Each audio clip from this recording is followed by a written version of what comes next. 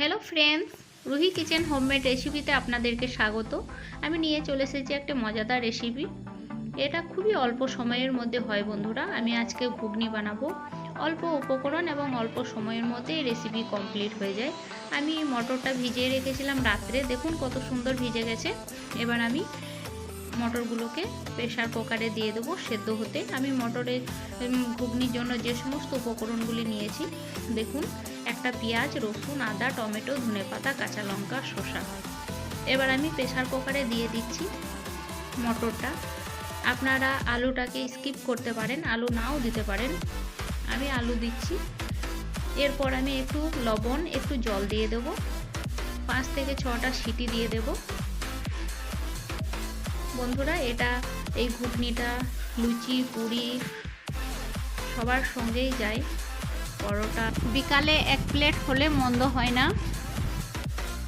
এবার দেখুন বন্ধুরা, আমি টমেটো, পেঁয়াজ, আদা, রসুন, কাঁচা লঙ্কা এগুলি সমস্ত কিছু একসঙ্গে আমি পেস্ট করে নেব। যে পেঁয়াজটা দিয়েছিলাম অর্ধেক আমি কুচিয়ে রেখেছি, অর্ধেক পেস্ট করার জন্য। বন্ধুরা, আপনারা টমেটোটা নাও পেস্ট করতে পারেন।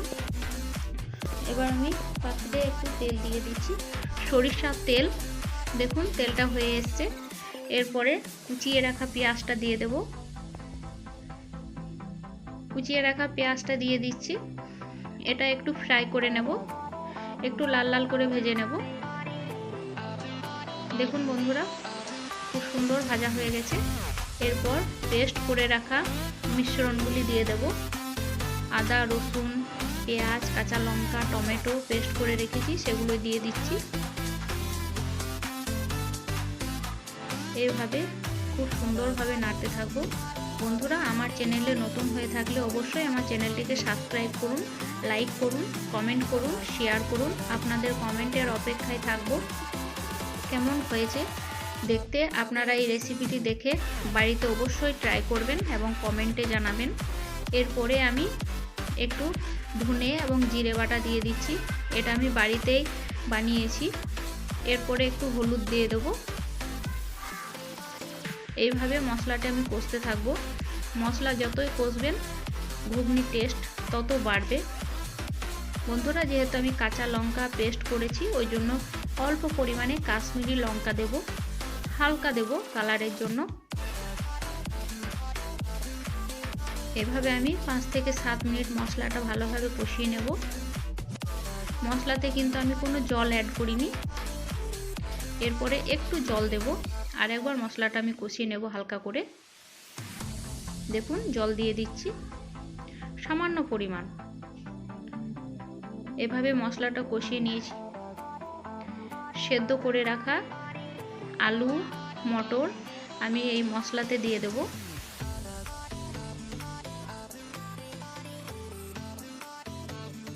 আলুটা আমি একটু থেতলে নিয়েছি, সেদ্ধ হয়ে গেছে। দেখুন বন্ধুরা, আলুটা একটু থেতলে নিয়েছি। মটরটাও খুব সুন্দর সেদ্ধ হয়েছে। এবার আমি কষিয়ে রাখা মশলাতে দিয়ে দেব।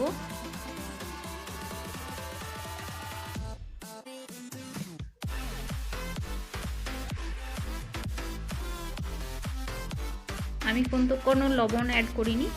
মটর এবং আলু সেদ্ধ করার সময় লবণ দিয়েছিলাম। একটু চেখে লবণটা দেব, হালকা পরিমাণে দেব। বন্ধুরা, আমাদের একটু ঝোলঝোল খেতে পছন্দ করে, আপনারা এটা স্কিপ করতে পারেন। আপনারা যদি একটু গাঢ় খেতে চান তাহলে জল দেওয়ার প্রয়োজন নেই। আর ঝোল খেতে চাইলে অবশ্যই একটু জল দিয়ে দেবেন। সবার শেষে কুচিয়ে রাখা ধনেপাতা আমি দিয়ে দিচ্ছি। ধনেপাতা ফ্লেভার খুবই ভালো লাগে।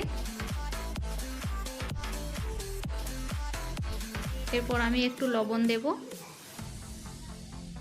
লবণ দিয়ে দিচ্ছি।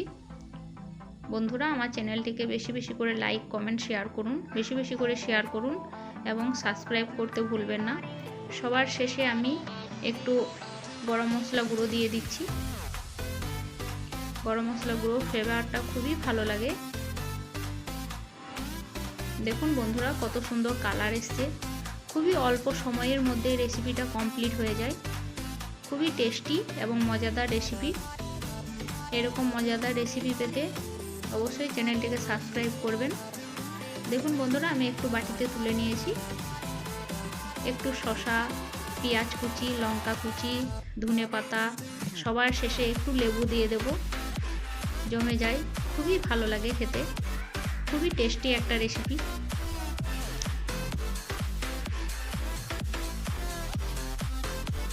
একটু লেবু দিয়ে দিচ্ছি।